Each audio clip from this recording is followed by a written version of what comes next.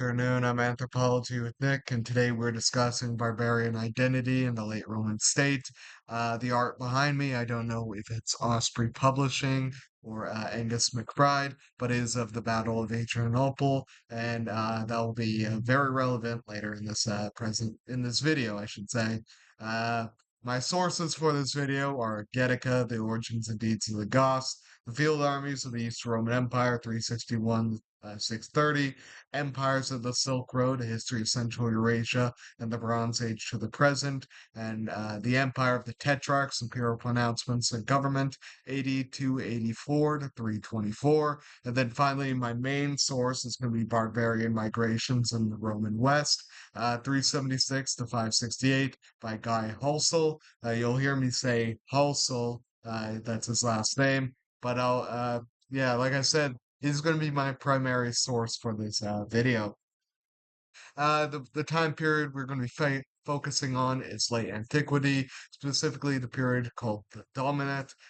This is after the period called the Principate from 27 BC, wherein Augustus assumed the role of imperator, or more accurately, first citizen, where the word principate comes from. Imperator is actually more with the dominant. I'll explain the difference. But this system lasted from 27 BC. The historians say about 284 AD. That's when Diocletian assumed power. You could probably have it earlier with the namesake of the dominant, Domitian, who declared himself Dominus et Deus, Lord and God. But the first citizen, or princeps, became the autocrat, or in Latin, imperator, under the dominate. Local leaders who would benefact cities and towns in order to gain imperial prestige to get closer to the empire, was replaced with the army, church, and bureaucracy. Bureaucracy. I must apologize. This was originally a presentation I did for German class, so I'm gonna have these weird pronunciations where I'm used to saying the word in German. But after the death of Emperor Theodosius, there were emperors in the west and east, Honorius and Arcadius, respectively. Honorius in the west, Arcadius in the east. But this is a very, very hard thing to wrap your head around. But it was still one empire. When we say Western Roman Empire and Eastern Roman Empire, that's a historiographical terms referring to the imperial courts, but it was one empire. If you pulled a random Roman and gave them a microphone and said, "Are you living in? Is there a Western Roman Empire and an Eastern Roman Empire?" They'd say it's one empire. Uh, but the most important part when talking about barbarian relations and the Roman Empire is talking about Barbaricum. The Roman Empire had a lot of borders with North Africa and the Berber tribes, with the Sassanid and Parthian empires. Parthian came first, I should say. I know my history of Iran. But the most important one and the most popular one, definitely, was the border with the Germanic tribes along the Rhine and the Danube. This zone was called Barbaricum, and the border with Barbaricum was not like as strict of a border as we would see today. Instead, they were forts and garrisons, limes and limitani, but it was a zone of intermixing, trade, and cultural diffusion. This means that while if you had a large group of barbarians trying to cross the border, that would be a problem. But day to day, if you were a trader or a traveler, you could cross the border pretty freely. And for these Limitani, it was more often than not they would be recruited from tribes living along the border, and so it would not be strange to for example, a Frankish Limitani and having family on the other side of the border. But it would only be a problem if that family tried to illegally migrate to the empire. We'll talk about that later. But imperial frontier policy interactions with the border tribes. As you can see, I've made four different models. Well, two different models. One of the Roman state and one of the barbarian tribes. For the Roman state, we have the Roman imperator. I apologize for the mispronunciation on top. Then the Roman bureaucracy and army feeding into and also being supported by the emperor. And then you have the Roman underclass, which is removed from any sort of power. For the barbarians, you have the king and the comitatus. In empires of the Silk Road, the comitatus is defined as a group of warriors who would support the king in return for gifts, and this comitatus would support the king from the smaller kings that would be subjugated under the king, the barbarian tribe. The barbarian tribe should be seen as not really as like an ethnic grouping, but more as a political unit. For example, in this map, I think it's 356 with Julian the Apostate and the Alemanni crossing the border. We could see the Franks, well, the Salian and River Franks, the Alemanni, and then the Marcomanni. This is a map in Spanish, I should say, as I found nothing really of a good like depiction of the border in 356 with Julian the Apostate, one of my favorite empires, or one of my favorite emperors, I should say. But the Roman perspective of this border was the Roman state and Roman people had law. The barbarian tribes had no law that met the right Roman criteria of a law, and thus the Roman Empire could violate the sovereignty of the tribes, as the Roman state, in the Roman eyes, was the only legitimate state actor. An example of this would be Emperor Valentinian, who, when dealing with the Quadi, I think in 375, the Quadi were a Germanic tribe living along the Danube. He got so angry because they said, first of all, why are you constructing Roman forts in our land? And second of all, we really don't have any control over like the smaller kings. So if a barbarian group decides to raid a barbarian like a Quadi, a sub tribe tries to raid the Romans, we're not really responsible for that because they might be under us, but we don't have that jurisdiction over it. He got so angry, he literally had a brain hemorrhage and died from his anger. But let's now look at the Roman interactions with the tribes. So this would be a normal day-to-day interaction, more accurately, a year-to-year interaction. The Roman Empire would gift to the barbarian king uh, things, so he would then gift to his comitatus. Most of this would be like gold, treasure, and other objects of value that he would then give the comitatus, and then the comitatus would protect him from the smaller kings who would be providing him tribute. In return, the barbarian king could give some of his manpower to the Roman army and the Roman state, because in the fourth and fifth centuries, the Roman Empire was consistently pressed for manpower as the colonia economy strangled the manpower pool that would traditionally be used for recruitment. So the empire had to turn to recruiting from among the barbarian tribes.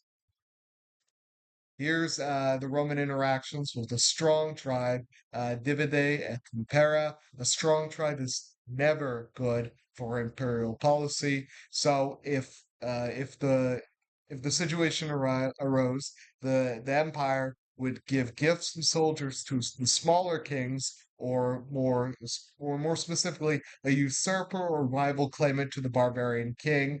And with this, they would fight the barbarian king and try to overthrow him. And if not, a new barbarian tribe would be created. By dividing and conquering, they could break up a stronger tribe and keep them fighting amongst themselves. However, during the Civil War, which there were many during the fourth and fifth centuries, uh, the power dynamic would sort of switch. But I should say, and Hulsel makes explicit mention of this, barbarians never were a threat to the entire empire. Instead, they were fight for more gifts.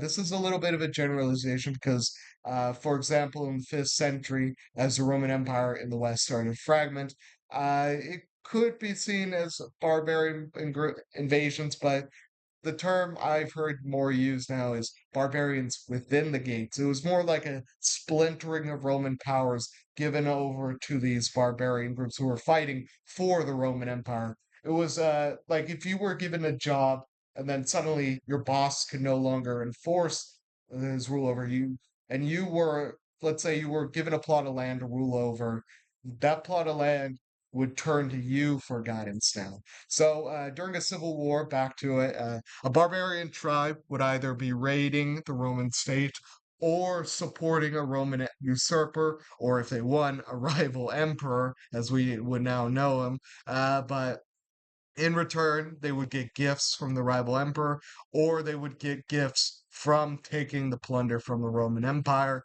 And honestly, they would probably just get paid off by the empire because the empire was so rich that even during a civil war, they would just probably bump it. Not probably, they would just bump up the gifts to the barbarian tribe, and that would calm them down a little. But now, let's look at a very, very specific example. Barbarians in the Roman Empire, the Goths. The Gothic crisis, 376 about, is when a tribe called the Tervingi, a Gothic tribe, because again, again, when we say like Saxons, Franks, Goths, and it was more like tribal confederations made up of a bunch of different groups. For example, the Goths, we have the Amal Goths, who you might better known as the Ostrogoths, the Gruthingi, the Tervingi, some other tribes I'm blanking on now. But it is important to say that this migration to the Roman Empire was allowed. I'll get into that in a bit. But in 376, the Tervingi, who were basically defeated claimants, or it was a Gothic civil war going on, and so the Roman Empire allowed them to resettle in the empire around the area of Mosia, I think Superior, and so the empire allowed them to cross the Danube. However, issues arose when the local governors of the areas basically began extorting the Goths, selling them dog meat, starving them, and so they revolted. And in 378, they defeated and killed Emperor Valens at the Battle of Adrianople. And so this war would rage for another 4 more years, which the Goths would be ravaging the Thracian countryside, but not be able to take over any fortified cities like Thessalonica or definitely not Constantinople. And so in 382, a treaty was signed. It was far from an equal treaty. The Roman Empire had disproportionate power compared to the Gothic tribes. And so uh, there was three ways of dealing with a defeated tribe or a tribe in general in the empire, and these groups could be two or maybe all three of them, as with the Goths in this example. Didatici, refugees were settled in the Roman Empire and then integrated into the imperial system. Laici, which also makes a mention that this is uh, late antiquity's dark humor. Laici literally means the lucky, as a defeated tribe would usually be slaughtered to the man or enslaved, but sometimes a defeated tribe would be resettled in the empire. And after the Gothic War, the Goths were settled in Mosia Superior and then Folvarati. As part of the 382 treaty, the Goths must provide soldiers for the Roman army. However, the caveat is because they had put up a pretty good fight, and the Roman state really didn't want to be haggling any further. They could be led under their own officers as part of the larger Roman army. This then leads to the appeals of empire. Ultimately, you might be asking, why would these barbarian tribes want to be migrating into the empire? The barbarians in the Roman army would uh, be these foederati would either join, rise up into the ranks as part of the Roman army and could reach very high positions of power, like Flavius Stilicho, for example, who was one of Vandal and he was Magister Militum in the west. Uh, or I'm going to say for the majority of them, they would probably end up in the Roman underclass as they would end up as poor farmers, poor indentured servants. By we can also see through Roman fashion the integrate like the effects of of the barbarians in the Roman army. One of the most famous examples would be the introduction of pants, as this is fourth century Roman fashion. So you can see on the left with cloaks, tunics, and pants, and those beautiful, beautiful fur caps. But back to it. So one of these units or one of these armies that emerged from 382 was led by a man named Alaric. He was one of many. He was not specific. king, not yet, but his Gothic Roman army was part of the larger Roman army. And during the civil war between Theodosius and Eugenius, which I could probably explain, but I probably messed up a couple bit of the details. All you need to know right now is the Battle of the Frigidus River, 394, where Theodosius and Alaric defeat Eugenius, the rival emperor in the west, and Arbogast, who was a Frankish Roman officer who was basically the puppet master of Eugenius. Again, that's just showing to the how well these barbarians living in the Roman Empire were able to ingratiate themselves and climb up the levers of power as Arbogast and Alaric and Theodosius and Eugenius faced off. And so flash forwarding to 410 to 418, where this is where you might know in 410 the sack of Rome. I put that in air quotes. It was more like a controlled looting by a mutinying Roman army, as this army under Alaric was not a rampaging horde of savage of Goths. Instead, it was a Gothic army that had been basically abused by the Western and Eastern imperial courts. Started out with Alaric and Mosia Inferior, and he ditched the Eastern Empire, moved over or put himself under the command of the Western Empire. And initially, he wanted an army command in Italy. However, Honorius had purged the Gothic troops of Stilicho after the two had a falling out, and murdered thousands of Gothic troops which had the surviving thousands of Gothic troops, not the ones murdered, join up with Alaric. So he moves into Italy and he stands outside of Rome, and it's basically two sacks. The first one, he gets paid off, so I guess you could call that a sack or not. Actually, it wouldn't be a sack. But then the second one, he basically returns back after Honorius refuses to negotiate because at this time, the imperial capital was not in Rome. It was in Ravenna, which is in the north of Italy, covered a little bit by one of the arrows in this picture.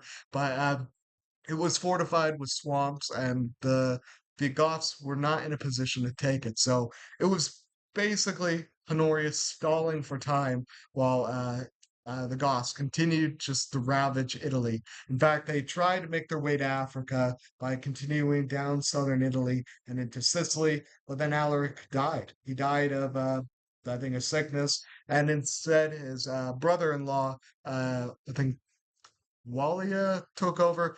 Regardless, in 418, as the Goths had re-entered Roman service, Honorius had given them the Garonne Valley, the area circled in orange, to rule over and tend over, as this land has recently been retaken from the usurper Constantine III. No relation to the previous Constantines.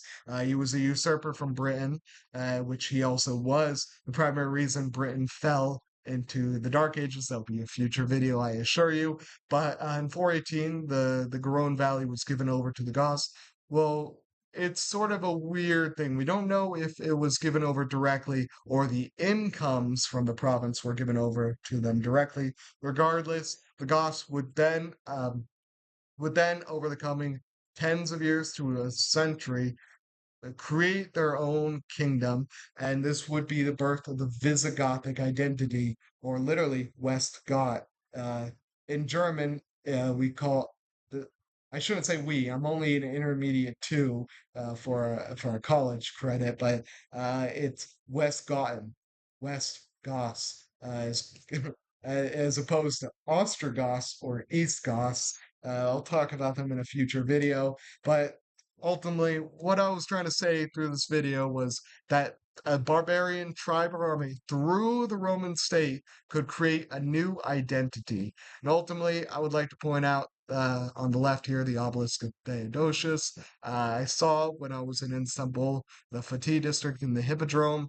I saw it and it was very cool. Anyway, I'm Anthropology with Nick. I'll see you guys next time.